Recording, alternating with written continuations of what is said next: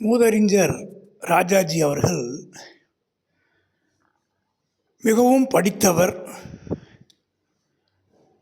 இந்தியாவுடைய முதல் இந்திய கவர்னர் ஜெனரலாக பதவி வகித்தவர். அதுக்கு பிறகு தமிழ்நாட்டுடைய முதலமைச்சராக வரும்போது தன்னுடைய சொந்த உபயோகத்துக்கு அரசாங்கத்துடைய கார் வேண்டான்னு சொன்னவர். இன்னொன்று கூட சொல்லுவாங்க, பேனா கூட அரசாங்கத்து பேனாவால் என்னுடைய சொந்த கடிதம் எழுத மாட்டேன்னு சொன்னார்னு சொல்லுவாங்க.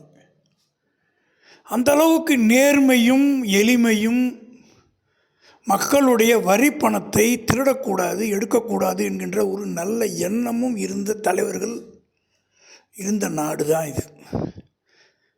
கர்ம வீரர் காமராஜர் வீட்டில் இன்றைக்கி அசைவம் இருக்கான்னு கேட்டால் என்ன அர்த்தம்னா முட்டை இருக்கான்னு அர்த்தமா.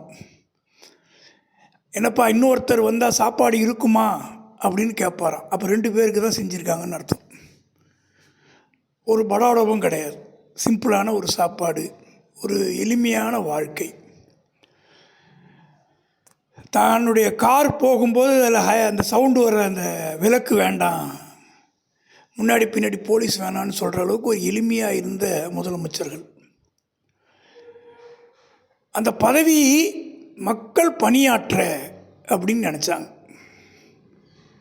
தனக்கு இல்லை, மக்கள் பணியாற்ற அப்படின்னு நினச்சதுனால அந்த எளிமையை அவங்க உரிமையாக எடுத்து அருமையாக செஞ்சாங்க. அதாவது மிகப்பெரிய அற்புதமான திட்டங்கள் வராட்டியும் மக்கள் மேலே கடுமையான வரி விதிப்புலாம் இல்லாமல் இருந்தது. மக்கள் வாழ்க்கை தரத்தை அப்படியே மேனேஜ் பண்ண முடிஞ்சது. துன்பம் கொஞ்சம் இருந்தால் கூட. ஏன் சொல்கிறேன்னா, அதாவது கட்டாயம் இவ்வளோ ரூபாய் வேணும்னு ஒரு சூழ்நிலை ஒரு மனிதனுக்கு வந்துடுச்சுன்னா சர்வைவல் பண்ணுறது கஷ்டமாயிடும். ஏதோ இன்றைக்கி காலத்தை ஓட்ட முடியும், இருக்கிறத வச்சுங்கிற நிலைமை வந்ததுன்னா தான் துன்பம் இருக்காது. நல்ல மனிதர்கள், நல்ல தலைவர்கள் இருந்த நாடு.